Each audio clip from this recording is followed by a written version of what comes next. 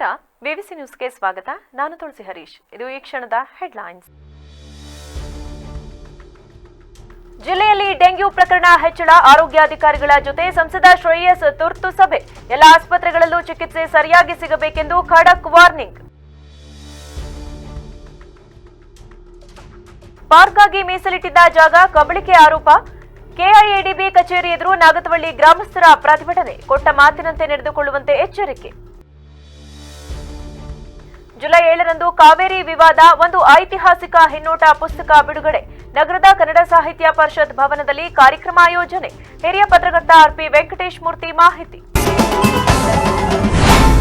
ಜಿಲ್ಲೆಯಲ್ಲಿ ಡೆಂಗ್ಯೂ ಪ್ರಕರಣ ಹೆಚ್ಚಳವಾಗುವ ಮೂಲಕ ಆತಂಕ ಸೃಷ್ಟಿಯಾಗಿರುವ ಹಿನ್ನೆಲೆ ಡಿಎಚ್ಒ ಡಾಕ್ಟರ್ ಶಿವಸ್ವಾಮಿ ಸೇರಿದಂತೆ ಎಲ್ಲ ಆರೋಗ್ಯಾಧಿಕಾರಿಗಳ ಜೊತೆ ಸಂಸದ ಶ್ರೇಯಸ್ ಇಂದು ತುರ್ತು ಸಭೆ ನಡೆಸಿದರು. ನಗರದ ಡಿಎಚ್ಒ ಕಚೇರಿಯಲ್ಲಿ ನಡೆದ ಸಭೆಯಲ್ಲಿ ಜಿಲ್ಲಾ ಹಾಗೂ ತಾಲೂಕು ಮಟ್ಟದ ಅಧಿಕಾರಿಗಳು ಭಾಗಿಯಾಗಿದ್ದರು. ಒಂದು ವಾರದ ಅಂತರದಲ್ಲಿ 3 ಹೆಣ್ಣು ಮಕ್ಕಳು ಸಾವನ್ನಪ್ಪಿದ್ದರಿಂದ ತುರ್ತು ಸಭೆ ನಡೆಸಿದರು. ಹೊಳೆನರಸೀಪುರ ತಾಲೂಕೊಂದರಲ್ಲೇ 2 ಬಾಲಕಿಯರು ಬಲಿಯಾಗಿದ್ದರೆ, ಹಾಸನ ತಾಲೂಕಿನಲ್ಲಿ ಒಬ್ಬ ಬಾಲಕಿ ತೀವ್ರ ಜ್ವರದಿಂದ ಬಲಿಯಾಗಿದ್ದಾರೆ. ಈ ಹಿನ್ನೆಲೆ ತುರ್ತು ಸಭೆ ಕರೆದ ಸಂಸದರು ಡೆಂಗ್ಯೂ ನಿಯಂತ್ರಣಕ್ಕೆ ತುರ್ತು ಕ್ರಮ ಕೈಗೊಳ್ಳಬೇಕು ಎಂದು ಅಧಿಕಾರಿಗಳಿಗೆ ಸೂಚಿಸಿದರು. ಎಲ್ಲ ಆಸ್ಪತ್ರೆಗಳಲ್ಲೂ ವೈದ್ಯರು ಎಚ್ಚರಿಕೆಯಿಂದ ಕೆಲಸ ಮಾಡಬೇಕು. ಎಲ್ಲಿಯೂ ವೈದ್ಯರ ಕೊರತೆಯಾಗದಂತೆ ಓಟಿಟಿ ಮೂಲಕ ವೈದ್ಯರ ನಿಯೋಜನೆ ಆಗಬೇಕು. ಎಲ್ಲ ಆಸ್ಪತ್ರೆಗಳಲ್ಲೂ ಚಿಕಿತ್ಸೆ ಸರಿಯಾಗಿ ಸಿಗಬೇಕು ಎಂದು ಖಡಕ್ ವಾರ್ನಿಂಗ್ ನೀಡಿದರು. ಇದೇ ವೇಳೆ ಡೆಂಗ್ಯೂ ಡೆತ್ ಆಡಿಟ್ ಬಗ್ಗೆ ಆಕ್ಷೇಪ ವ್ಯಕ್ತಪಡಿಸಿದ ಸಂಸದರು, ಸಾವು ಎಷ್ಟಾಗಿದೆ ಸರಿಯಾಗಿ ಮಾಹಿತಿ ಕೊಡಿ. ಹಿಮ್ಸ್ನವರು ಒಂದು ಪಟ್ಟಿ ಇಟ್ಟಿದ್ದಾರೆ, ಆರೋಗ್ಯ ಇಲಾಖೆ ಒಂದು ಪಟ್ಟಿ ಇದೆ. ಹೀಗಾದ್ರೆ ಮಾಧ್ಯಮದವರು ಯಾವುದು ಸರಿ ಎಂದು ಪರಿಗಣಿಸಬೇಕು ಎಂದು ಪ್ರಶ್ನಿಸಿ ಅಧಿಕಾರಿಗಳ ವಿರುದ್ಧ ಗರಂ ಆದರು. ಸಂಸದರು ಸಿಟ್ಟಾಗುತ್ತಲೇ ಇದುವರೆಗೆ ಜಿಲ್ಲೆಯಲ್ಲಿ 2 ಮಕ್ಕಳು ಡೆಂಗ್ಯೂ ಮಹಾಮಾರಿಯಿಂದ ಮೃತಪಟ್ಟಿದ್ದಾರೆ ಎಂದು ಸಾಂಕ್ರಾಮಿಕ ರೋಗಗಳ ನಿಯಂತ್ರಣಾಧಿಕಾರಿ ಮಾಹಿತಿ ನೀಡಿದರು. ಮುಂದುವರೆದು, ಹಿಮ್ಸ್ಗೂ ನಿಮಗೂ ಹೊಂದಾಣಿಕೆ ಇಲ್ಲ ಎಂದರೆ ಹೇಗೆ? ಜಿಲ್ಲೆಯಲ್ಲಿ ಈವರೆಗೆ 4 ಮಕ್ಕಳ ಸಾವಾಗಿದೆ. ಅಧಿಕಾರಿಗಳು ಹೊಂದಾಣಿಕೆಯಿಂದ ಕೆಲಸ ಮಾಡಿ ಎಂದು ಸೂಚಿಸಿದರು. ಡೆಂಗ್ಯೂ ಜ್ವರದಿಂದ ಹಿಮ್ಸ್ನ ಐಸಿಯುನಲ್ಲಿ ಚಿಕಿತ್ಸೆ ಪಡೆಯುತ್ತಿರುವ 8 ಮಕ್ಕಳ ಪರಿಸ್ಥಿತಿ ಗಂಭೀರವಾಗಿದೆ ಎಂದು ಹಿಮ್ಸ್ ಮಕ್ಕಳ ತಜ್ಞ ಡಾಕ್ಟರ್ ಮನುಪ್ರಕಾಶ್ ಸಭೆಗೆ ತಿಳಿಸಿದರು. ಚಿಕಿತ್ಸೆಗೆ ದಾಖಲಾಗಿರುವ ಮಕ್ಕಳಲ್ಲಿ 8 ಮಕ್ಕಳ ಸ್ಥಿತಿ ಕ್ರಿಟಿಕಲ್ ಇದೆ. ಹಿಮ್ಸ್ನಲ್ಲಿ 60 ಬೆಡ್ನ ಮಕ್ಕಳ ಐಸಿಯು ಇದೆ. ನರ್ಸಿಂಗ್ ಸ್ಟಾಫ್ ಕಡಿಮೆ ಇದ್ದಾರೆ. ಮಕ್ಕಳ 107 ಬೆಡ್ಗಳ ಪೈಕಿ 100 ಬೆಡ್ ಭರ್ತಿಯಾಗಿವೆ ಎಂದು ವಿವರಣೆ ನೀಡಿದರು. ಏನು ಡೆಂಗ್ಯೂ ಕಳೆದ ವಾರದಿಂದ ಡೆಂಗ್ಯೂ ಕೇಸಸ್ ಏನು ಜಾಸ್ತಿ ಆಗ್ತಾ ಹೋಗ್ತದೆ, ಅದ್ರ ಬಗ್ಗೆ ಒಂದು ಪರಿಶೀಲನೆ ಸಭೆಗೆ ನಾವು ನಮ್ಮ ಜಿಲ್ಲಾ ಆರೋಗ್ಯಾಧಿಕಾರಿಗಳು, ನಮ್ಮ ಜಿಲ್ಲಾ ಶಸ್ತ್ರಚಿಕಿತ್ಸಕರು ಮತ್ತು ನಮ್ಮ ಹಾಸನ ವೈದ್ಯಕೀಯ ಕಾಲೇಜಿನ ನಿರ್ದೇಶಕರು ಮತ್ತು ಎಲ್ಲ ಸಮುದಾಯ ಆರೋಗ್ಯ ಕೇಂದ್ರದ ಅಧಿಕಾರಿಗಳು, AMOs, ತಾಲೂಕು THOs ಎಲ್ಲರಿಗೂ ಒಂದು ಸಭೆ ಸೇರಿದ್ವಿ. ಏನು ಡೆಂಗ್ಯೂ ಕೇಸಸ್ ಏನಕ್ಕೆ ಈ ರೀತಿ ಹೈಕ್ ಆಗ್ತಿದೆ ಅನ್ನೋದ್ರ ಬಗ್ಗೆ ನಾವು ಡಿಸ್ಕಷನ್ ಮಾಡಿದ್ದೀವಿ. ಜೊತೆಗೆ ಏನು ಮಾಡಬೇಕು, ಅದಕ್ಕೆ ಪ್ರಿಕಾಷನರಿ ಮೆಷರ್ ಏನು ತೊಗೊಂಡಿದ್ದೀರಾ, ಏನು ತೊಗೋಬೇಕನ್ನೋದನ್ನು ನಾವು ಇವತ್ತು ಡಿಸ್ಕಸನ್ನು ಮಾಡಿದ್ದೀವಿ.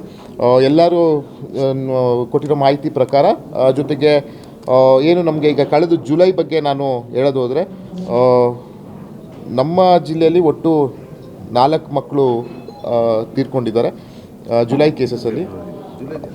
ಸಾರಿ 2 ಫೆಬ್ರವರಿಲಿ 2 ಮಕ್ಕಳು, ಜೂನಲ್ಲಿ 3 ಮಕ್ಕಳು. ಈಗ ನಾನು ಹೇಳ್ತಿದ್ದೀನಲ್ಲ, ಫಸ್ಟು ನಮಗೆ ಪಿಲ್ಲರ್ಸ್ ಅಂತ ಹೇಳಿದ್ರೆ ಆಶಾ ಕಾರ್ಯಕರ್ತರು ಪ್ರತಿ ಮನೆಗೂ ಭೇಟಿ ಮಾಡೋಂಥ ಕೆಲಸವನ್ನು ಆಶಾ ಕಾರ್ಯಕರ್ತರು ಮಾಡ್ತಿದ್ದಾರೆ. ಎಲ್ಲಿ ನೀರು ನಿಂತಿದೆ, ಆಮೇಲೆ ಅದಕ್ಕೆ ಟೆಸ್ಟ್ ಏನೇನು ವಿವಿಧ ಟೆಸ್ಟ್ ಮಾಡಬೇಕು ಎಲ್ಲವನ್ನು ಆಶಾ ಕಾರ್ಯಕರ್ತರು ಮಾಡ್ತಾಯಿದ್ದಾರೆ. ಸನ್ನದ್ಧವಾಗಿ ಕೆಲಸ ಸರಾಗವಾಗಿ ಆಗ್ತಾಯಿದೆ. ಜೊತೆಗೆ ತಾಲೂಕು ಹಾಸ್ಪಿಟ್ಲಿಗೆ ಜ್ವರ ಅಂತ ಬಂದಾಗ ಫಸ್ಟು ಏನು ಎಷ್ಟು 50,000 ಬರೋವರೆಗೂ ಅಲ್ಲೇ ಚೆಕ್ ಮಾಡ್ತಿರಲ್ಲ, ಒಂದು ಟ್ರೀಟ್ಮೆಂಟ್ ಕೊಡ್ತೀವಿ PHC CHCಲಿ. ಪರಿಸ್ಥಿತಿ ಮಿತಿ ಮೀರಿದಾಗ ಜುಲೈ 6ರಂದು ವೈದ್ಯಕೀಯ ಶಿಕ್ಷಣ ಸಚಿವ ಡಾಕ್ಟರ್ ಶರಣಪ್ರಕಾಶ್ ಪಾಟೀಲ್ ಹಿಮ್ಸಾಸ್ಪತ್ರೆಗೆ ಭೇಟಿ ನೀಡಿ ಪ್ರಗತಿ ಪರಿಶೀಲನಾ ಸಭೆ ನಡೆಸಲಿದ್ದಾರೆ ಎಂದು ನಿರ್ದೇಶಕ ಡಾಕ್ಟರ್ SV ಸಂತೋಷ್ ತಿಳಿಸಿದರು.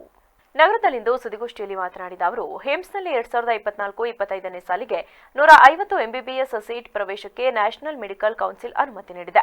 ಹಿಮ್ಸ್ನ MBBSನಲ್ಲಿ 3 ರ್ಯಾಂಕ್ ಬಂದಿವೆ. PGಯಲ್ಲಿ 6 ಜನ ರ್ಯಾಂಕ್ ಪಡೆದಿದ್ದಾರೆ. ಮಾರ್ಚ್ 1ರಿಂದ ಕಾರ್ಯಾರಂಭ ಮಾಡಿರುವ ಮಹಿಳಾ ಮತ್ತು ಮಕ್ಕಳ ಆಸ್ಪತ್ರೆಯಲ್ಲಿ ಎಲ್ಲಾ ವಿಭಾಗಗಳು ಕರ್ತವ್ಯ ನಿರ್ವಹಿಸುತ್ತಿದ್ದು, ಸಾರ್ವಜನಿಕರು ಇದರ ಪ್ರಯೋಜನ ಪಡೆಯಬೇಕು. ಯಂತ್ರಚಾಲಿತ ಲ್ಯಾಬ್ ನಿರ್ಮಾಣ ಕಾರ್ಯ ಪ್ರಗತಿಯಲ್ಲಿದೆ. ನೆಲ ಅಂತಸ್ತಿನಲ್ಲಿ ಕ್ರಿಟಿಕಲ್ ಕೇರ್ ಬ್ಲಾಕ್ ಆರಂಭಿಸಲಾಗಿದ್ದು, ಅಲ್ಲಿಗೆ ಎಲ್ಲಾ ತುರ್ತು ಚಿಕಿತ್ಸೆ ಸಿಗಲಿದೆ.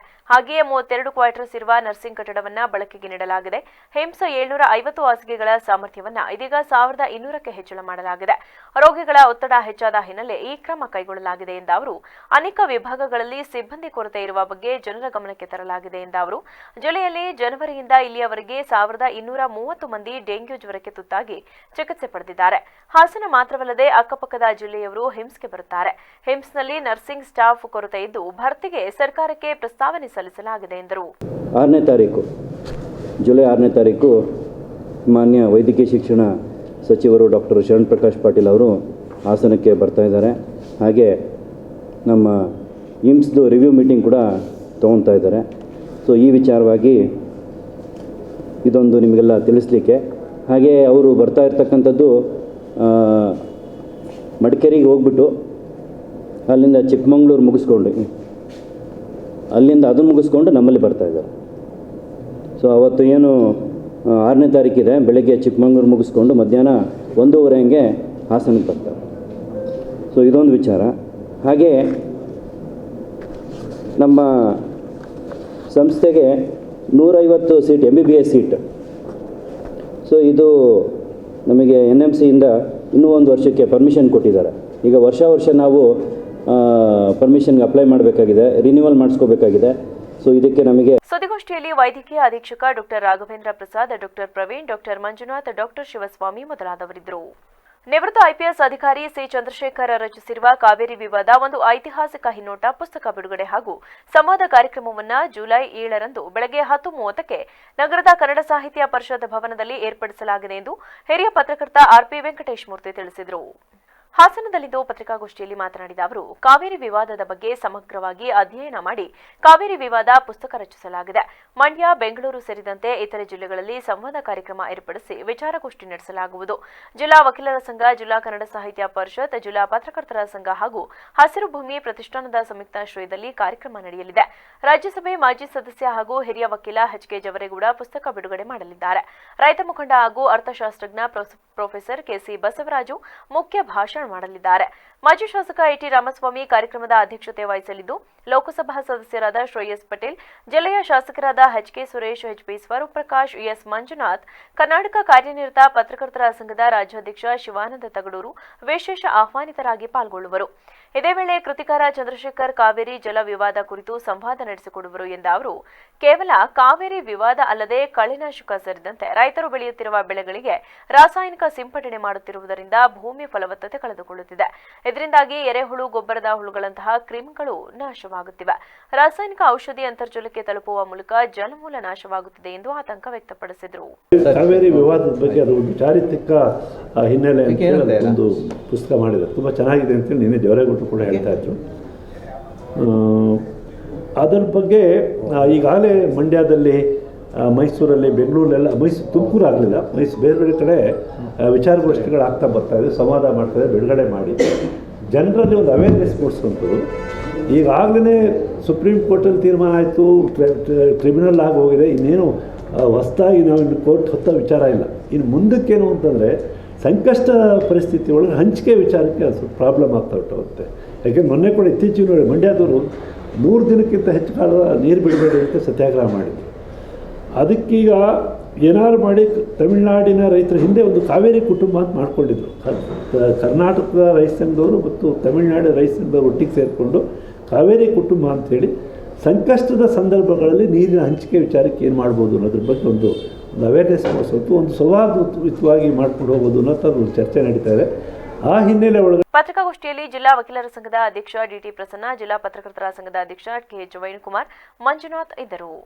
ಪಾರ್ಕ್ಗೆ ಮೀಸಲಿಟ್ಟಿದ್ದ ಜಾಗವನ್ನು ಕೈಗಾರಿಕಾ ಇಲಾಖೆ ಅಧಿಕಾರಿಗಳು ಖಾಸಗಿಯವರ ಜೊತೆ ಶಾಮೀಲಾಗಿ ಪುಷ್ಪಗಿರಿ ವೇರ್ಹೌಸ್ ಮಾಲೀಕರಿಗೆ ಅಕ್ರಮವಾಗಿ ಮಂಜೂರು ಮಾಡಿಕೊಟ್ಟಿದ್ದಾರೆ ಎಂದು ಆರೋಪಿಸಿ ನಾಗತವಳ್ಳಿ ಗ್ರಾಮಸ್ಥರು KIADB ಕಚೇರಿ ಎದುರು ಪ್ರತಿಭಟನೆ ನಡೆಸಿದರು.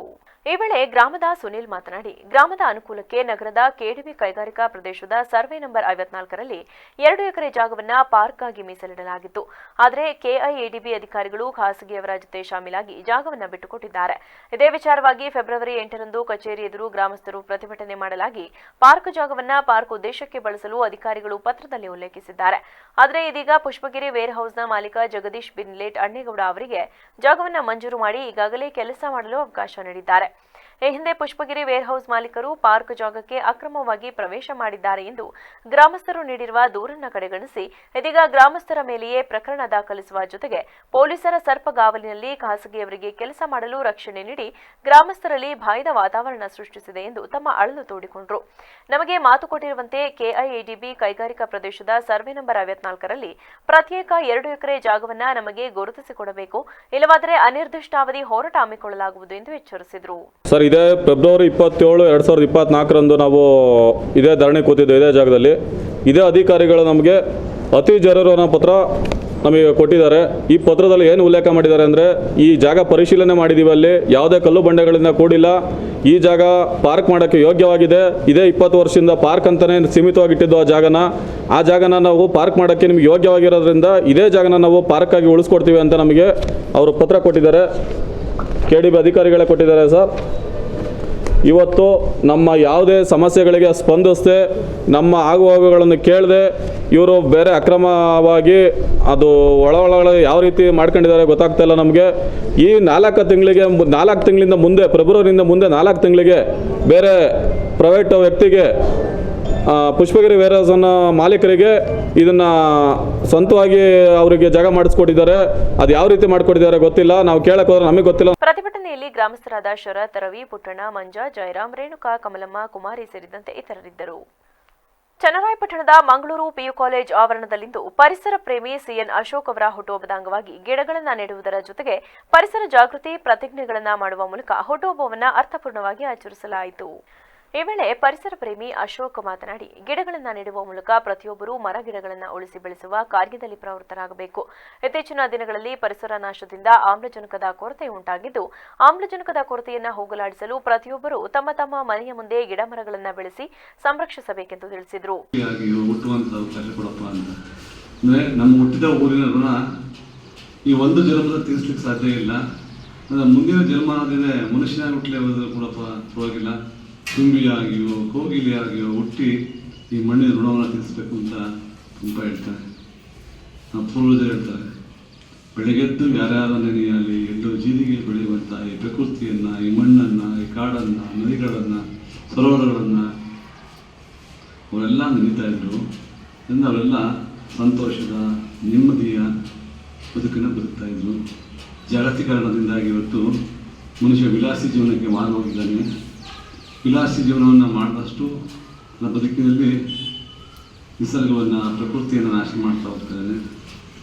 ಇನ್ನು ಹೇಳ್ತಾರೆ, ಬರುವಾಗ ಬೆತ್ತಲೆ, ಹೋಗುವಾಗ ಕತ್ತಲೆ, ನಡುವೆ ಬಿಡಿ ಕತ್ತಲೆ ಹುಟ್ಟುವ ಸಾವುಗಳ ನಡುವೆ ನಾವು ಮಾಡುವಂಥ ಕೆಲಸ ಸಮಾಜಮುಖಿಯಾಗಿದ್ದು.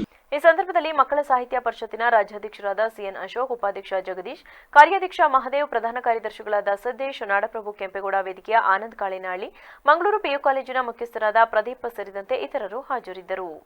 ಈಗ ಒಂದು ಚಿಕ್ಕ ಬ್ರೇಕ್. ಮಂಗಳ ಅಚೀವರ್ಸ್ ಪದವಿ ಪೂರ್ವ ಕಾಲೇಜು ಹಾಸನದ ಪ್ರತಿಷ್ಠಿತ ಶಿಕ್ಷಣ ಸಂಸ್ಥೆಯಾದ ಅಚೀವರ್ಸ್ ಪದವಿ ಪೂರ್ವ ಕಾಲೇಜು ಹಾಗೂ ಮತ್ತೊಂದು ಪ್ರತಿಷ್ಠಿತ ಶಿಕ್ಷಣ ಸಂಸ್ಥೆಯಾದ ಮಂಗಳ ಪದವಿ ಪೂರ್ವ ಕಾಲೇಜಿನೊಂದಿಗೆ ಶೈಕ್ಷಣಿಕ ಸಹಭಾಗಿತ್ವ ಪಡೆದಿರುವುದು ಹಾಸನದ ಶೈಕ್ಷಣಿಕ ಕ್ಷೇತ್ರದಲ್ಲಿ ಹೊಸದೊಂದು ಅಧ್ಯಾಯವನ್ನು ಪ್ರಾರಂಭಿಸಿದೆ. ಕಾಲೇಜಿನಲ್ಲಿ ಗಂಡು ಮಕ್ಕಳಿಗೆ ಹಾಗೂ ಹೆಣ್ಣು ಮಕ್ಕಳಿಗೆ ಪ್ರತ್ಯೇಕ ಹಾಸ್ಟೆಲ್ ವ್ಯವಸ್ಥೆ ಇದ್ದು ಶುಚಿಯಾದ ಊಟದ ವ್ಯವಸ್ಥೆ ಇರುತ್ತದೆ. ಇದರೊಂದಿಗೆ ವಿದ್ಯಾರ್ಥಿಗಳ ರಕ್ಷಣೆಯ ದೃಷ್ಟಿಯಿಂದ ಸಿಸಿ ಕ್ಯಾಮೆರಾ ಒಳಗೊಂಡಂತೆ ಎಲ್ಲ ಮುನ್ನೆಚ್ಚರಿಕಾ ಕ್ರಮಗಳನ್ನು ಕೈಗೊಳ್ಳಲಾಗುವುದು. ವಿದ್ಯಾರ್ಥಿಗಳಿಗೆ ವೈದ್ಯಕೀಯ ಸೌಲಭ್ಯ ಸಹ ಕಾಲೇಜಿನಲ್ಲೇ ನೀಡಲಾಗುತ್ತದೆ. ದಿನದ 24 ಗಂಟೆಯೂ ವೈಫೈ ಸೌಲಭ್ಯ ಹಾಗೂ ನಿರಂತರ ವಿದ್ಯುತ್ ವ್ಯವಸ್ಥೆ ಸೌಲಭ್ಯ ಸೇರಿದಂತೆ ವಿಶಾಲವಾದ ಫಿಸಿಕ್ಸ್, ಕೆಮಿಸ್ಟ್ರಿ, ಬಯಾಲಜಿ ಹಾಗೂ ಕಂಪ್ಯೂಟರ್ ಸೈನ್ಸ್ ಲ್ಯಾಬ್ಗಳು ಮತ್ತು ವಿಶಾಲವಾದ ತರಗತಿಗಳ ವ್ಯವಸ್ಥೆಯೂ ಇರುತ್ತದೆ. ಹಾಗೆಯೇ ವಿದ್ಯಾರ್ಥಿಗಳ ದೈಹಿಕ ಆರೋಗ್ಯದ ಹಿತದೃಷ್ಟಿಯಿಂದ ಕ್ರೀಡಾ ಚಟುವಟಿಕೆಗಳು ಕೂಡ ಅತಿ ಹೆಚ್ಚು ಒತ್ತು ನೀಡಲಾಗುವುದು. ವಿದ್ಯಾರ್ಥಿಗಳ ಸರ್ವತೋಮುಖ ಬೆಳವಣಿಗೆಗೆ ಸಹಕಾರಿಯಾಗುವ ನಿಟ್ಟಿನಲ್ಲಿ ಹೆಜ್ಜೆ ಇಡುತ್ತಿರುವ ಮಂಗಳ ಅಚೀವರ್ಸ್ ಪದವಿ ಪೂರ್ವ ಕಾಲೇಜಿನಲ್ಲಿ 2024-25ನೇ ಸಾಲಿಗೆ ದಾಖಲಾತಿ ಪ್ರಾರಂಭವಾಗಿರುತ್ತದೆ. ಈ ಕೂಡಲೇ ದಾಖಲಾತಿಗಾಗಿ ಸಂಪರ್ಕಿಸಿ ಮಂಗಳ ಅಚೀವರ್ಸ್ ಪದವಿ ಪೂರ್ವ ಕಾಲೇಜು 96115788. 8105914003. ಮಂಗಳ ಅಚೀವರ್ಸ್ ಪದವಿ ಪೂರ್ವ college, B Katihalli, dairy circle ಹತ್ತಿರ, ಟೊಯೋಟಾ ಶೋರೂಮ್ ಎದುರು, ಹಾಸನ. ಬ್ರೇಕ್ನ ನಂತರ ವಿವಿಸಿ ನ್ಯೂಸ್ಗೆ ಮತ್ತೆ ಸ್ವಾಗತ. ರಾಜ್ಯ ಒಕ್ಕಲಿಗರ ಸಂಘದ ಅಧ್ಯಕ್ಷರಾಗಿ ಮತ್ತೆ ಶ್ರವಣಬೆಳಗೊಳ ಕ್ಷೇತ್ರದ ಶಾಸಕರಾದ ಸಿಎನ್ ಬಾಲಕೃಷ್ಣ ಅವರು ಅವಿರೋಧವಾಗಿ ಆಯ್ಕೆಯಾಗಿದ್ದಾರೆ. ಜುಲೈ 4ರಂದು 2ನೇ ಅವಧಿಗೆ ನಡೆದ ಚುನಾವಣೆಯಲ್ಲಿ ಶಾಸಕ ಸಿಎನ್ ಬಾಲಕೃಷ್ಣ ಅವರು ಒಬ್ಬರೇ ನಾಮಪತ್ರ ಸಲ್ಲಿಸಿದ್ದರಿಂದ ಅವರನ್ನ ಅವಿರೋಧ ಆಯ್ಕೆ ಎಂದು ಚುನಾವಣಾಧಿಕಾರಿಗಳು ಘೋಷಣೆ ಮಾಡಿದರು. ರಾಜ್ಯ ಒಕ್ಕಲಿಗರ ಸಂಘಕ್ಕೆ ಒಟ್ಟು 45 ಜನ ನಿರ್ದೇಶಕರಿದ್ದು, ಮೊದಲ ಅವಧಿಯಲ್ಲಿ ಬಾಲಕೃಷ್ಣ ಅವರು 14 ತಿಂಗಳ ಕಾಲ ಅಧ್ಯಕ್ಷರಾಗಿ ಕೆಲಸ ಮಾಡಿದರು. ಆದರೆ ಕಾನೂನಿನ ತೊಡಕಿನಿಂದ ಅವರನ್ನ ಕೆಳಗಿಳಿಸಿ ಬಿ ಕೆಂಚಪ್ಪಗೌಡರನ್ನ ಅಧ್ಯಕ್ಷರನ್ನಾಗಿ ಮಾಡಲಾಯಿತು. ಅವರು 11 ತಿಂಗಳ ಕಾಲ ಅಧ್ಯಕ್ಷರಾಗಿ ಕೆಲಸ ಮಾಡಿದರು. ಇದೀಗ 2ನೇ ಅವಧಿಗೆ ನಡೆದ ಚುನಾವಣೆಯಲ್ಲಿ ಮತ್ತೆ ಬಾಲಕೃಷ್ಣ ಅವರು ಅಧ್ಯಕ್ಷರಾಗಿ ಆಯ್ಕೆಯಾಗಿದ್ದಾರೆ. ಉಪಾಧ್ಯಕ್ಷರಾಗಿ ಆರ್ ಪ್ರಕಾಶ್ ಮತ್ತು ರಾಘವೇಂದ್ರ, ರಾಜ್ಯ ಒಕ್ಕಲಿಗರ ಸಂಘದ ಅಧ್ಯಕ್ಷರಾಗಿ ಸಿಎನ್ ಬಾಲಕೃಷ್ಣ ಅವಿರೋಧವಾಗಿ ಆಯ್ಕೆಯಾಗಿದ್ದಾರೆ. ಇನ್ನುಳಿದಂತೆ ಪ್ರಧಾನ ಕಾರ್ಯದರ್ಶಿಯಾಗಿ ಸಿ ದೇವರಾಜು, ಸಹಾಯಕ ಕಾರ್ಯದರ್ಶಿಯಾಗಿ ಆರ್ ಹನುಮಂತಪ್ಪ, ಖಜಾಂಚಿಯಾಗಿ ಎಂಎಸ್ ಉಮಾಪತಿ ಅವರು ಆಯ್ಕೆಯಾಗಿದ್ದಾರೆ. ಅಧ್ಯಕ್ಷರಾಗಿ ಆಯ್ಕೆಯಾಗಿರುವ ಸಿಎನ್ ಬಾಲಕೃಷ್ಣ ಅವರು ಉಳಿದ 2ನೇ ಅವಧಿಯ 2.5 ವರ್ಷಗಳ ಕಾಲ ಅಧ್ಯಕ್ಷರಾಗಿ ಕರ್ತವ್ಯ ನಿರ್ವಹಿಸಲಿದ್ದಾರೆ. ನೂತನವಾಗಿ ಅಧ್ಯಕ್ಷರಾದ ಬಾಲಕೃಷ್ಣ ಅವರನ್ನ ನಿರ್ದೇಶಕರು ಅಭಿನಂದಿಸಿ ಗೌರವಿಸಿದ್ದಾರೆ. ಉತ್ತರ ಕನ್ನಡ ಜಿಲ್ಲೆಯಲ್ಲಿ ಸುರಿಯುತ್ತಿರುವ ಭಾರೀ ಗಾಳಿ ಮಳೆಯಿಂದ ಹಲವು ತಗ್ಗು ಪ್ರದೇಶಗಳಿಗೆ ನೀರು ನುಗ್ಗಿ ಸಂಚಾರ ಅಸ್ತವ್ಯಸ್ತವಾಗಿದ್ದು, ವಾಹನ ಸವಾರರು ಹಾಗೂ ಸಾರ್ವಜನಿಕರು ಪರದಾಡುವಂತಹ ಸ್ಥಿತಿ ನಿರ್ಮಾಣವಾಗಿದೆ. ಕುಮಟಾ ಕತ್ತಗಾಲ ರಸ್ತೆ ಭಾಗದಲ್ಲಿ ವಿಪರೀತ ಮಳೆಗೆ ಉಂಟಾದ ಪ್ರವಾಹಕ್ಕೆ ಉಕ್ಕಿ ಹರಿಯುತ್ತಿರುವ ಅಘನಾಶ ನೀರು ರಸ್ತೆಗೆ ಹರಿಯುತ್ತಿರುವುದರಿಂದ ಜಲಾವೃತಗೊಂಡಿದ್ದು, ವಾಹನ ಸಂಚಾರ ಸ್ಥಗಿತಗೊಂಡಿದೆ. ಇನ್ನು ಕುಮಟಾ ಶಿರಸಿ ರಸ್ತೆಗಳು ಕೂಡ ಸಂಚಾರ ಸ್ಥಗಿತಗೊಂಡಿದ್ದು, ಅಲ್ಲಿನ ಚಂಡಿಕಾ ಹೊಳೆ ತುಂಬಿ ಹರಿಯುತ್ತಿದೆ. ಕೆಲವು ಕಡೆ ಭೂಕುಸಿತ ಕೂಡ ಸಂಭವಿಸಿದ್ದು, ಇದರಿಂದ ಸ್ಥಳೀಯ ಜನರಲ್ಲಿ ಆತಂಕ ಉಂಟು ಮಾಡಿದೆ. ವರದಿ ರೂಪ ವಿವಿಸಿ ನ್ಯೂಸ್ ಉತ್ತರ ಕನ್ನಡ. ಉತ್ತರ ಕನ್ನಡ ಜಿಲ್ಲೆಯ ಹೊನ್ನಾವರ ಪಟ್ಟಣ ಪಂಚಾಯಿತಿ ಮುಖ್ಯಾಧಿಕಾರಿ ಪ್ರವೀಣ್ ಕುಮಾರ್ ಹಾಗೂ ಪಟ್ಟಣ ಪಂಚಾಯಿತಿ ಬಿಜೆಪಿ ಸದಸ್ಯ ವಿಜಯ್ ಕಾಮತ್ ಲೋಕಾಯುಕ್ತ ಬಲೆಗೆ ಸಿಲುಕಿರುವ ಘಟನೆ ನಡೆದಿದೆ. ಸ್ಥಳೀಯ ಚಂದ್ರಹಾಸ ಬಾಂದೇಕರ್ ಎನ್ನುವರಿಗೆ ಸೇರಿದ ಆಸ್ತಿವನ್ನ ಏಸತ್ತು ಮಾಡಿಸಲು ಪಟ್ಟಣ ಪಂಚಾಯತ್ ಮುಖ್ಯಾಧಿಕಾರಿ ಪ್ರವೀಣ್ ಕುಮಾರ್ ಹಾಗೂ ಬಿಜೆಪಿ ಸದಸ್ಯ ವಿಜಯ್ ಕಾಮತ್ 2.5 ಲಕ್ಷ ರು ಬೇಡಿಕೆ ಹಾಕಿದ್ದು, ಬೇಡಿಕೆಯಂತೆ ಮುಂಗಡ ಹಣವಾಗಿ 60,000 ರೂಪಾಯಿಗಳನ್ನು ಚಂದ್ರಹಾಸ ಬಾಂದೇಕರ್ ಪಟ್ಟಣ ಪಂಚಾಯಿತಿ ಕಚೇರಿಯಲ್ಲಿ ಬುಧವಾರ ಬೆಳಗ್ಗೆ ವಿಜಯ ಕಾಮತ್ ಮೂಲಕ ಹಸ್ತಾಂತರ ಮಾಡುತ್ತಿದ್ದರು. ಈ ವೇಳೆ ಲೋಕಾಯುಕ್ತರು ದಾಳಿ ಮಾಡಿ ಹಣ ಸಹಿತ ಆರೋಪಿಗಳನ್ನು ವಶಕ್ಕೆ ಪಡೆದಿದ್ದು, ಲೋಕಾಯುಕ್ತರು ಆರೋಪಿಗಳ ಹೆಡೆಮುರಿ ಕಟ್ಟಿದ್ದಾರೆ. ಪ್ರತಿಯೊಂದು ಕೆಲಸ ಕಾರ್ಯಗಳಿಗೂ ಕಾಂಟ್ರಾಕ್ಟರ್ಗೆ ಕೆಲಸ ಮಾಡಿ ಬಿಲ್ ಮಾಡುವುದಾಗಲಿ, ಪ್ರತಿಯೊಂದು ಜನಸಾಮಾನ್ಯರ ಹೊನ್ನಾವರ ಪಟ್ಟಣ ಪಂಚಾಯತ್ ದಿನನಿತ್ಯದ ಕೆಲಸ ಕಾರ್ಯಗಳಿಗೆ ಹಣದ ಬೇಡಿಕೆ ಇಟ್ಟು 1,000 ಲಕ್ಷ ಗಟ್ಟಲೆ ಬೇಡಿಕೆ ಇಟ್ಟು ಕೆಲಸ ಕೊಡಲಿಕ್ಕೆ ಇದು ಮಾಡ್ತಾ ಇದ್ರು. ಜನಸಾಮಾನ್ಯರು ಅವರ ಏನು ಧನದಾಯ ನೋಡಿ ಬೇಸತ್ತಿದ್ರು. ಅಂದರೆ ಇವತ್ತು ಅವ್ರದ್ದು ಪಾಪದ ಕೂಡ ತುಂಬಿದೆ. ಹಾಗಾಗಿ ಅವರು 60,000 ರೂಪಾಯಿ ತೆಗೆದುಕೊಂಡು ಇದು ಮಾಡಬೇಕಿದ್ರೆ ಲೋಕಾಯುಕ್ತ ಪೊಲೀಸರಿಗೆ ಹೇಳಿ ಹಿಡಿದಿದ್ದಾರೆ. ಈಗ ರಿಟೈರ್ಡ್ ಆಗಕ್ಕೆ ಸಿಕ್ಕಾಬಿದ್ದಿದ್ದಾರೆ. ಏನಾಗಿದೆ ಅಂದರೆ ಬೇಲಿಯೇ ಹೊಲ ಎದ್ದ ಮೆಂದ ಮನೆ ಆಗಿದೆ. ಇಲ್ಲಿ ನಮ್ಮ ಹೊನ್ನಾವರದಲ್ಲಿ ನಮಗೆ ಸರಿಯಾದ ಒಂದು ಜನಪ್ರತಿನಿಧಿ ಶಾಸಕರು ಪ್ರತ್ಯೇಕ ವಿಧಾನಸಭಾ ಕ್ಷೇತ್ರ ಇಲ್ಲದೇ ಇದ್ದರಿಂದ ನಮಗೆ ಕುಮಟಾ ಕ್ಷೇತ್ರದ MLA, ಭಟ್ಕಳ ಕ್ಷೇತ್ರದ MLAಗಳು ಅದು ಯಾವುದೇ ಪಕ್ಷ ಇರಲಿ ವ್ಯಕ್ತಿ. ಈ ಸಂದರ್ಭದಲ್ಲಿ Lokayukta Karwar police inspector Vinayak Billava, Siddaraju Prasad, head ಕಾನ್ಸ್ಟೇಬಲ್ಗಳಾದ ನಾರಾಯಣ್ ನಾಯಕ್, ಶ್ರೀಕೃಷ್ಣ, ಪ್ರದೀಪ್, ರಫೀಕ್ ಹಾಗೂ ಪೊಲೀಸರಾದ ಶಿವಕುಮಾರ್, ಆನಂದ್ ಸೇರಿದಂತೆ ಇತರರಿದ್ದರು. ವರದಿ ರೂಪ ವಿವಿಸಿ ನ್ಯೂಸ್ ಉತ್ತರ ಕನ್ನಡ. ಅರಣ್ಯ ಇಲಾಖೆ ಹಾಗೂ ಭಟ್ಕಳ ಪತ್ರಕರ್ತರ ಕ್ಷೇಮಾಭಿವೃದ್ಧಿ ಸಂಘದ ಸಂಯುಕ್ತಾಶ್ರಯದಲ್ಲಿ ಜುಲೈ 3ರಂದು ತಾಲೂಕಿನ ಸಾಲುಮರದ ತಿಮ್ಮಕ್ಕ ಉದ್ಯಾನವನದಲ್ಲಿ ತಾಯಿಯ ಹೆಸರಿನಲ್ಲಿ ಒಂದು ಗಿಡವೆಂಬ ಕೇಂದ್ರ ಸರ್ಕಾರದ ಘೋಷವಾಕ್ಯದಡಿಯಲ್ಲಿ ವನ ಮಹೋತ್ಸವ ಕಾರ್ಯಕ್ರಮವನ್ನು ಹಮ್ಮಿಕೊಳ್ಳಲಾಗಿತ್ತು. ಈ ಸಂದರ್ಭದಲ್ಲಿ ಸಹಾಯಕ ಅರಣ್ಯ ಸಂರಕ್ಷಣಾಧಿಕಾರಿಗಳಾದ ಗಿರೀಶ್ ಬಿಬಿ ಮಾತನಾಡಿ, ಜನರಲ್ಲಿ ಜಾಗೃತಿ ಮೂಡಿಸುವ ಸಲುವಾಗಿ ವನ ಮಹೋತ್ಸವದಂತಹ ಕಾರ್ಯಕ್ರಮಗಳನ್ನು ಮಾಡಲಾಗುತ್ತದೆ. ಶಾಲೆಗಳು, ಆಸ್ಪತ್ರೆಗಳು ಸೇರಿದಂತೆ ಎಲ್ಲೆಲ್ಲಿ ಗಿಡ ನೆಡುವ ಅವಕಾಶ ಸಿಗುತ್ತದೆ ಅಲ್ಲೆಲ್ಲ ಮರಗಳನ್ನು ಬೆಳೆಸುವ ಕಾರ್ಯ ಮಾಡಬೇಕಾಗಿದ್ದು, ಮಕ್ಕಳಿಗೆ ಈ ಕುರಿತಾಗಿ ಅರಿವು ಮೂಡಿಸಬೇಕು. ಈ ವರ್ಷ ಮಾಕೆ ನಾಂಪೆ ಏಕ್ ಪೇಡ್ ಎಂಬ ಧ್ಯೇಯ ವಾಕ್ಯದೊಂದಿಗೆ ವನ ಮಹೋತ್ಸವ ಕಾರ್ಯಕ್ರಮ ನಡೆಸಲಾಗುತ್ತಿದ್ದು, ಪ್ರತಿಯೊಬ್ಬರೂ ತಾಯಿಯ ಹೆಸರಲ್ಲಿ ಗಿಡ ನೆಡುವಂತಾಗಬೇಕು ಎಂದರು. ಈ ಪರಿಸರದ ಬಗ್ಗೆ ನಮ್ಗೆ ಹೆಚ್ಚಿನ ಒಂದು ಮಾಹಿತಿ ಕೊಡಲು ಮತ್ತೆ ಪರಿಸರನ ಉಳಿಸಿ ಬೆಳೆಸಬೇಕು ಅನ್ನೋ ಉತ್ತೇಜನ ನೀಡಲು ಈ ಜನರಿಗೆಲ್ಲರಿಗೆ ಮತ್ತೆ ನಮ್ಮ ಸುತ್ತಮುತ್ತಲ ಎಲ್ಲರಿಗೂ ಒಂದು ಮಾಹಿತಿ ಕೊಟ್ಟು ಅವ್ರನ್ನೆಲ್ಲ ಪ್ರೇರೇಪಿಸಬೇಕು ಅನ್ನೋ ಮುಖ್ಯ ಉದ್ದೇಶದಿಂದ ಪ್ರತಿ ವರ್ಷ ವನ ಮಹೋತ್ಸವವನ್ನು ಆಚರಿಸ್ಕೊಂಡು ಬರ್ತಾ ಇದ್ದೀವಿ. ಈ ಬಾರಿ ನಾವು ಈ ಭಟ್ಕಳ ವಲಯ ವ್ಯಾಪ್ತಿಯಲ್ಲಿ ವನ ಮಹೋತ್ಸವ ಆಚರಣೆ ಮಾಡುವ ಸಲುವಾಗಿ ಈ ಸಾಲುಮರದ ತಿಮ್ಮಕ್ಕ ವೃಕ್ಷೋದ್ಯಾನದಲ್ಲಿ ಈ ದಿನ ಸಾಂಕೇತಿಕವಾಗಿ ನಮ್ಮ ಅರಣ್ಯ ಇಲಾಖೆ ಸಿಬ್ಬಂದಿಗಳು ಹಾಗೂ ತಾವೆಲ್ಲ ಪತ್ರಿಕೋದ್ಯಮದ ಮಿತ್ರರ ಒಡಗೂಡಿ ಈ ದಿನ ಇಲ್ಲಿ ಒಂದು 50 ಗಿಡ ಒಂದು ನೆಡುವಂಥ ಕಾರ್ಯಕ್ರಮ ಇಟ್ಕೊಂಡು ಈ ದಿನ ವನ ಮಹೋತ್ಸವ ಕಾರ್ಯಕ್ರಮವನ್ನು ಪ್ರಾರಂಭ ಮಾಡಿದ್ದೀವಿ. ಇದೇ ರೀತಿ ನಮ್ಮ ಭಟ್ಕಳ ವಲಯದಲ್ಲಿ ಹಾಗೂ ಹೊನ್ನಾವರ ವಿಭಾಗದಲ್ಲಿ ಎಲ್ಲ ಕಡೆ ಎಲ್ಲೆಲ್ಲಿ ಸಾಧ್ಯ ಈ ಮೊದಲ ವಾರದಲ್ಲಿ ಸಾವಿರಾರು ಸಂಖ್ಯೆಯಲ್ಲಿ ನಾವು ಮರಗಿಡಗಳನ್ನು ನೆಟ್ಟು ಪೋಷಿಸ್ತೇವೆ. ಮುಖ್ಯವಾಗಿ ನಾವು ಶಾಲೆಗಳು, ಆಸ್ಪತ್ರೆ ಆವರಣಗಳು ಮತ್ತು ಈ ಮಕ್ಕಳುಗಳಿಗೆ ನಾವು ಆದಷ್ಟು ಪ್ರೇರೇಪಿಸ್ತೀವಿ. ಯಾಕಂದರೆ ಈಗಿಂದ ಒಂದು ಸಣ್ಣ ಮಕ್ಕಳು ಒಂದು ಗಿಡ ನೆಟ್ಟು ಮರ ನೆಟ್ಟು ಬೆಳೆಸೋದ್ರಲ್ಲಿ ಒಂದು ಅವ್ರಿಗೆ ಚೆನ್ನಾಗಿ ಒಂದು ನಾಲೆಡ್ಜ್ ಬಂದರೆ ಮುಂದಿನ ಹಲವಾರು ವರ್ಷ ನಮ್ಮ ಒಂದು ಈ ಪರಿಸರ ಉಳಿಯುತ್ತೆ ಅನ್ನೋ ಒಂದು ಮೇಜರ್ ದೇಶ. ಈ ವರ್ಷದ್ದು ವನಮಹೋತ್ಸವ ಧ್ಯೇಯವಾಕ್ಯ ಏಕ್ ಪೇಡ್ ಏನು ಮಾಕೆ ನಾಮ ಅಂತ ಇದೆ. ಅಂದರೆ ಪ್ರತಿಯೊಬ್ಬರು ತಮ್ಮ ತಾಯಿಯ ಒಂದು ಹೆಸರಿನಲ್ಲಿ ಒಂದು ಗಿಡ ನೆಟ್ಟು ಬೆಳೆಸಿ ಪೋಷಿ. ಕಾರ್ಯಕ್ರಮದಲ್ಲಿ ತಾಲೂಕಿನ ಹಿರಿಯ ಪತ್ರಕರ್ತರಾದ ಆರ್.ಕೆ. ಭಟ್, ಸಂಘದ ಅಧ್ಯಕ್ಷರಾದ ರಾಘವೇಂದ್ರ ಹೆಬ್ಬಾರ, ಕಾರ್ಯದರ್ಶಿಗಳಾದ ಮನಮೋಹನ್ ನಾಯಕ್, ವಲಯ ಅರಣ್ಯಾಧಿಕಾರಿಗಳಾದ ಶರತ್ ಶೆಟ್ಟಿ, ಡಿಆರ್ಎಫ್ಒ ಗಣಪತಿ ನಾಯಕ್ ಸೇರಿದಂತೆ ಮತ್ತಿತರರು ಭಾಗವಹಿಸಿದರು. ವರದಿ ಲೋಕೇಶ್ ನಾಯಕ್, ವಿವಿಸಿ ನ್ಯೂಸ್, ಭಟ್ಕಳ. ಹೊನವರ ಭಾಗದಲ್ಲಿ ಧಾರಾಕಾರ ಮಳೆಯಾಗುತ್ತಿದ್ದು ಲಿಂಗನಮಕ್ಕಿ ಜಲಾಶಯ ನೀರಿನ ಮಟ್ಟ ಹೆಚ್ಚಾಗುತ್ತಿದೆ. ವರುಣನ ಆರ್ಭಟದಿಂದ ಶರಾವತಿ ನದಿಗೆ ಕೆರೆ ನೀರಿನ ಪ್ರಮಾಣ ಹೆಚ್ಚಾಗುತ್ತಿದ್ದು, ಈ ಭಾಗ ಸಂಪೂರ್ಣ ಜಲಾವೃತವಾಗಿ ಗುಂಡವಾಳ, ಗುಂಡಿಬೈಲ್, ಹೊಡಗೋಡ್, ಚಿಕ್ಕನ್ನಗೋಡ್, ಹಿತ್ತಲಕೇರಿ, ಹರಿಜನಕೇರಿ ಮನೆಗೆ ನೀರು ನುಗ್ಗಿ ಜನಜೀವನ ಅಸ್ತವ್ಯಸ್ತವಾಗಿದೆ. ಈ ಹಿನ್ನೆಲೆ 10 ಸರ್ಕಾರಿ ಶಾಲೆಗೆ ರಜೆ ಘೋಷಿಸಲಾಗಿದ್ದು, ಜಿಲ್ಲಾಡಳಿತದ ವತಿಯಿಂದ ತೆರೆಯಲಾದ ಕಾಳಜಿ ಕೇಂದ್ರಕ್ಕೆ ಜನರನ್ನ ಸುರಕ್ಷಿತವಾಗಿ ಕರೆತಂದು ಅಗತ್ಯ ವ್ಯವಸ್ಥೆಗಳನ್ನು ಒದಗಿಸಲಾಗುತ್ತಿದೆ ಎಂದು ಜಿಲ್ಲಾಧಿಕಾರಿ ಗಂಗೂಬಾಯಿ ಮಾನಕರ ತಿಳಿಸಿದ್ದಾರೆ. ವರದಿ ರೂಪಾ, ವಿವಿಸಿ ನ್ಯೂಸ್, ಉತ್ತರ ಕನ್ನಡ. ನಗರದ ಶ್ರೀ ಗುರು ಸುಧೀಂದ್ರ ಪದವಿ ಮಹಾವಿಶ್ವವಿದ್ಯಾಲಯ ಬಿಎ ಪತ್ರಿಕೋದ್ಯಮ ವಿಭಾಗದ ವತಿಯಿಂದ ಪತ್ರಿಕೋದ್ಯಮ ಮತ್ತು ಸಮೂಹ ಮಾಧ್ಯಮ ವಸ್ತು ಪ್ರದರ್ಶನ ಕಾರ್ಯಕ್ರಮವನ್ನು ಆಯೋಜಿಸಲಾಗಿತ್ತು. ಕಾರ್ಯಕ್ರಮವನ್ನು ಉದ್ದೇಶಿಸಿ ಭಟ್ಕಳ ಪತ್ರಿಕಾ ಸಂಘದ ಮಾಜಿ ಅಧ್ಯಕ್ಷ ಆರ್.ಕೆ. ಭಟ್ ಮಾತನಾಡಿ, ಪತ್ರಿಕೋದ್ಯಮದ ಸಮಗ್ರ ಚಿತ್ರಣವನ್ನು ಒಂದೇ ಸೂರಿನಡಿಯಲ್ಲಿ ಪ್ರದರ್ಶಿಸಿರುವುದು ಗಮನಾರ್ಹವಾದದ್ದು. ಮಾಧ್ಯಮ ಕ್ಷೇತ್ರದಲ್ಲಿ ಸತ್ಯ, ನಿಷ್ಠೆ ಮತ್ತು ಧೈರ್ಯ ಜೊತೆಗೆ ಹಲವಾರು ಕಷ್ಟಕರ ಸವಾಲುಗಳನ್ನು ಎದುರಿಸಬೇಕಾಗುತ್ತದೆ. ಅಲ್ಲದೆ ಸಮಾಜದ ಒಳಿತಿಗಾಗಿ ಅಭಿವೃದ್ಧಿ ಪರ ಧರ್ಮ, ನಿಷ್ಠೆ, ಒಳ್ಳೆಯ ಉದ್ದೇಶ ಹೊಂದಿದ್ದರೆ ಮಾತ್ರ ಪತ್ರಿಕೋದ್ಯಮದಲ್ಲಿ ಮುಂದುವರಿಯಲು ಸಾಧ್ಯವಾಗುತ್ತದೆ ಎಂದರು. ಯಾಕಂತೇಳಿದ್ರೆ ಹಿಂದೆ ವಿಷಯವನ್ನು ಮುಟ್ಟಿಸಬೇಕಾಗಿತ್ತು. ಇವತ್ತಿನ ಹಾಗೆ ಬೈಕ್ ಆಗಲಿ ಅಥವಾ ಇವತ್ತಿನಾಗೆ ಟಿವಿ ಆಗಲಿ, ಇವತ್ತಿನಾಗೆ ಯಾವುದೋ ಸುದ್ದಿ ಮಾಧ್ಯಮ ಯಾವ್ದು ಇರಲಿಲ್ಲ. ಆಗ ಒಬ್ಬರಿಗೊಬ್ಬರಿಗೆ ಕರಪತ್ರಗಳಿಂದ ಸ್ಟಾರ್ಟ್ ಆಗಿತ್ತು. ಕರಪತ್ರಗಳನ್ನು ಹಂಚೋದ್ರ ಮೂಲಕ ಅದು ಅವಾಗ ಬ್ರಿಟಿಷರದ್ದು ಬಹಳ ರೆಸ್ಟ್ರಿಕ್ಷನ್ಸ್ ಇತ್ತು.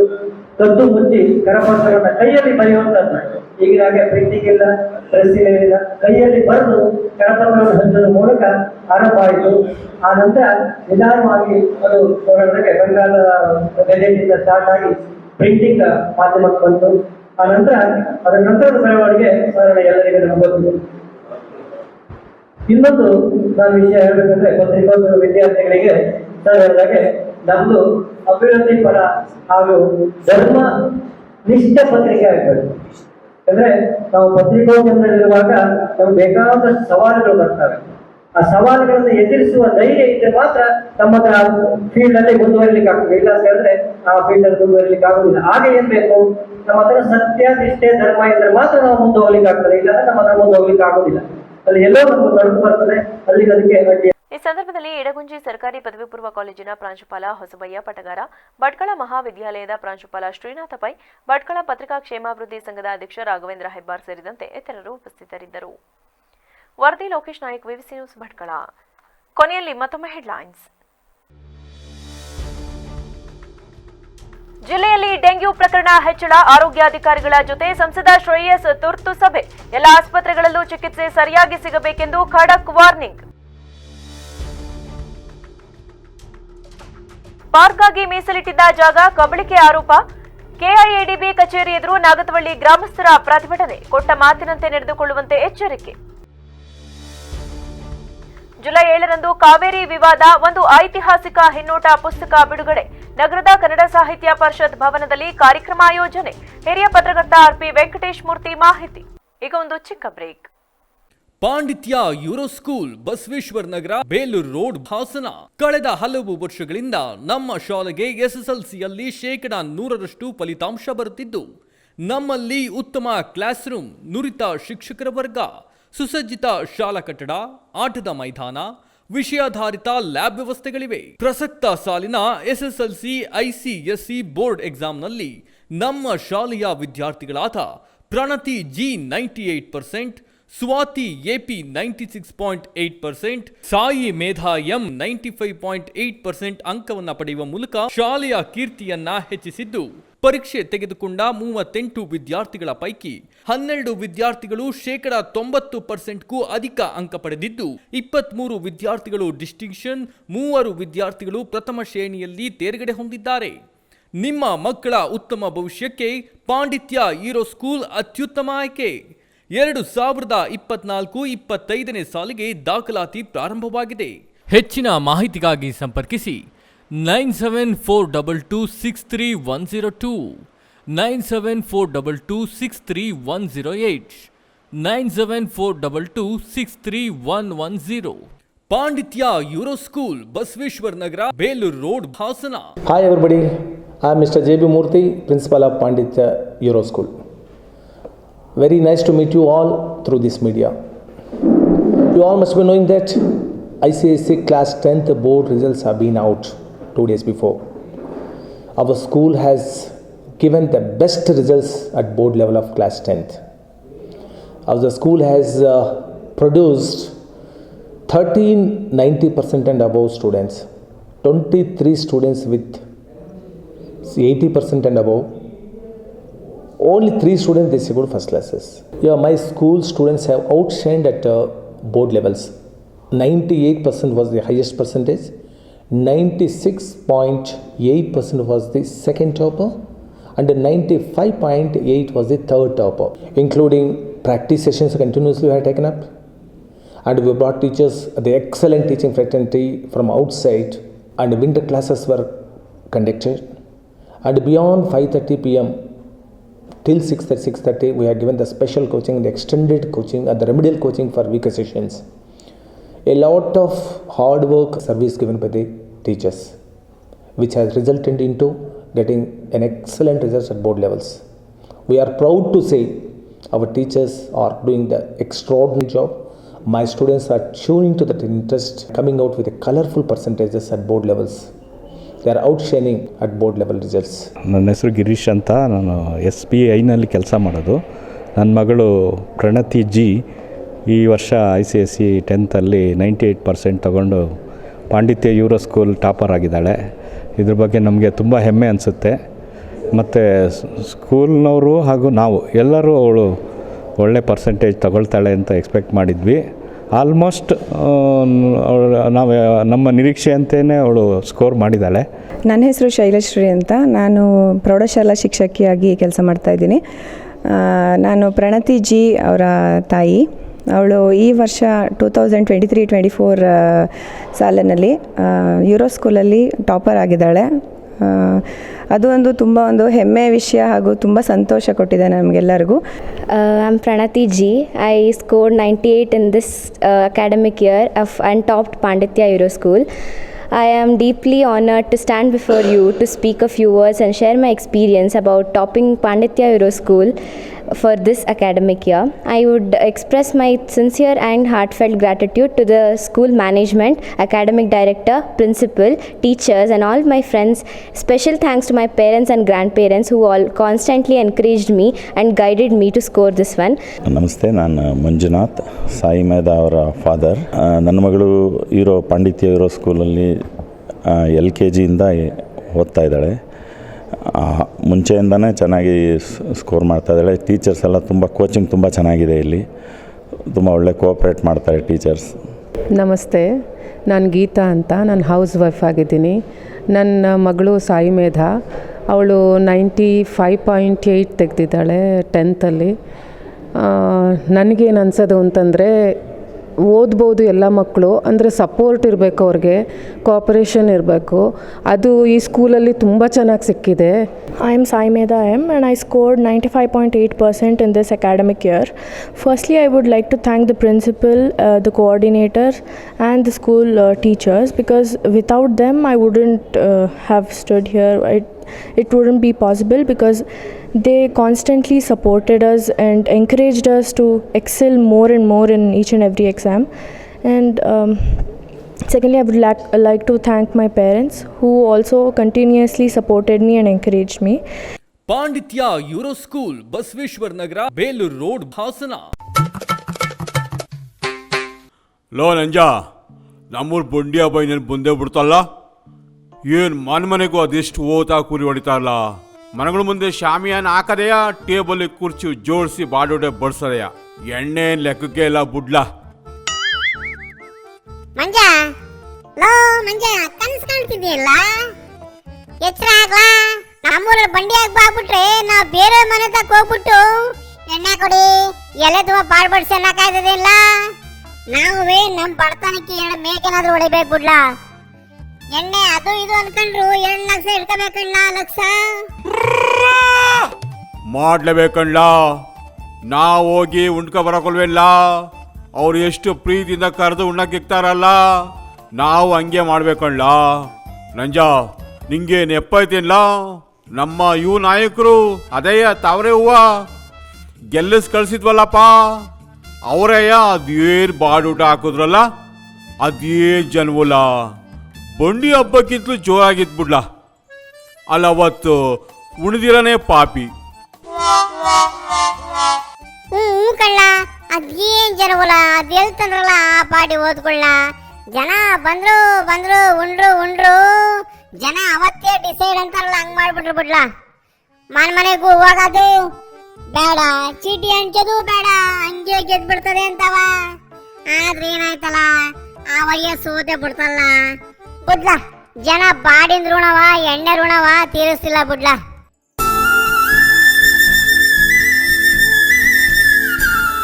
ಹಂಗೆ ಕಣ್ಣ ಜನ ಉಣ್ಣ ಜಾಗದಲ್ಲಿ ಬಿಳಿ ಹಳೆಯ ಯಾಕಿಟ್ಟಿರ್ತಾರೆ ಏಳು, ಉಂಡ ಮ್ಯಾಗೆ ಕೈ ಒರೆಸ್ಕೊಂಡು ಹೋಗ್ಲಿ ಅಂತವ. ಜನ ಹಂಗೆ ಮಾಡಿದ್ರು ಬಿಡ್ಲ, ಕೈ ಒರೆಸ್ಕೊಂಡು ಹೋದ್ರು. ಪಾಪ ಅವಯ್ಯನು ಒಳ್ಳೇದೇ ಅಂತ ಕಣ್ಲ, ಅದೇ ಚುರುಕಾಗಿ ಓಡಾಡ್ಲ, ಸುಮಾರು ಕೆಲಸ ಮಾಡ್ಸದಂತೆ ಕಣ್ಲ. ಆದ್ರೂ ಜನ ಸೋಲ್ಸ್ಬಿಟ್ರು ಬಿಡ್ಲ. ಇಲ್ಲ ಕಳ್ಳ, ಆ ವಯ್ಯನ್ನ ಜನ ಸೋಲ್ಸಿಲ್ಲ ಬಿಡ್ಲ. ಒಂದ್ ಲೆಕ್ಕದಲ್ಲಿ ಆ ವಯ್ಯನೇ ಸೋತಿದ್ದು. ಒಬ್ಬ ಮನ್ಸ ಎಷ್ಟು ಒಳ್ಳೆಯವನಾಗಿರ್ಲಿ, ಮನ್ಸು ಎಷ್ಟು ಒಳ್ಳೇದಾಗಿರ್ಲಿ, ಮಾತುವೆ ಬಾಯಿವೆ ಹಿಡಿತದಲ್ಲಿ ಇರ್ಬೇಕಲ್ಲ. ದೊಡ್ಡಗೌಡ್ರು ಮನೆಯವ್ರ ಮೇಲೆ ಏನೇನೋ ಮಾತಾಡ್ತಂದೆ ಕಳ್ಳ. ದೊಡ್ಡಗೌಡ್ರು ನಮ್ಮೂರ ಹಿರಿತಲೆ ಕಳ್ಳ. ಅದಕ್ಕೇನಾದ್ರೂ ನೋವಾದ್ರೆ ನಮ್ ಜನ ಸುಮ್ಮನೆ ಇರಕ್ಕಲ್ಲ ಕಳ್ಳ.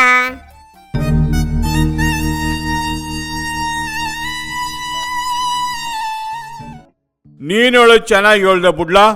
ದೊಡ್ಡಗೌಡ್ರು ಮನೆ ಕುಡುಗಳೇ ಈಗ ಮುಳ್ಳಾಗವಲ್ಲ, ಅದು ಹೆಂಗೆ ತಡಿತಾ ಅದ್ಲ ಆ ಜೀವ. ಅವ್ರ ಮನ್ಸು ಅದೇನು ಗಟ್ಟಿಲ್ಲ. ಇಂಥ ಟೈಮ್ನಾಗೆ ನಮ್ಮ ತಾವ್ರೆ ಯುವ ನಾಯಕರು ಉರಿಯ ಮನೆಯ ಗಳವ ಹಿರಿಯಕ್ಕೆ ಹೋಗ್ಬಾರ್ದಿತ್ತು ಕಣ್ಲ, ಹಂಗಂತಾರಪ್ಪ. ನಾನೇನಲ್ಲಿದ್ನೆ ನೋಡಿದ್ನೆ. ಮಂಜ ನೀ ಹೇಳೋದು ನಿಜ ಕಳ್ಳ. ಇನ್ನುವೆ ವಯಸ್ಸು ಚಿಕ್ಕದ್ ಕಳ್ಳ. ಚುರುಕುವೆ ಪಾರ್ಟಿನಾಗೆ ಹೈ ಲೆವೆಲ್ನಾಗೆ ಜನ ಇಟ್ಕೊಂಡೈತಂತೆ. ಕೆಡಿಸ್ಕೋಬಾರ್ದು, ಅದು ಎಲ್ಲಾನು ಕೆಡಿಸ್ಕೋಬಾರ್ದು ಕಳ್ಳ. ದೊಡ್ಡಗೌಡ್ರ ಮಂತಕ ಹೋಗಿ ವಕಾಲತ್ ಮಾಡೋದ್ ಬೇಡ ಕಳ್ಳ. ಸುಮ್ನೆ ಅವ್ರ ಪಾಡಿಗೆ ಮಲ್ಲಿದಂಗೆ ಕಸ ಎದ್ದಿಸ್ಕೊಂಡ್ ನೀರು ಬಿಡ್ಕೊಂಡಿದ್ರೆ ಸಾಕ್ ಬಿಡ್ಲ. ಅದನ್ನ ಹಿಡಿಯೋಕಾಯ್ತದಿಲ್ಲ. ಏನಂತೀರಾ? ಕ್ಷಣ ಕ್ಷಣದ ಸುದ್ದಿಗಾಗಿ ನೋಡ್ತಾ ಇರಿ ವಿವಿಸಿ ಟಿವಿ, ಸತ್ಯದ ಕಡೆ ನಮ್ಮ ನಡೆ.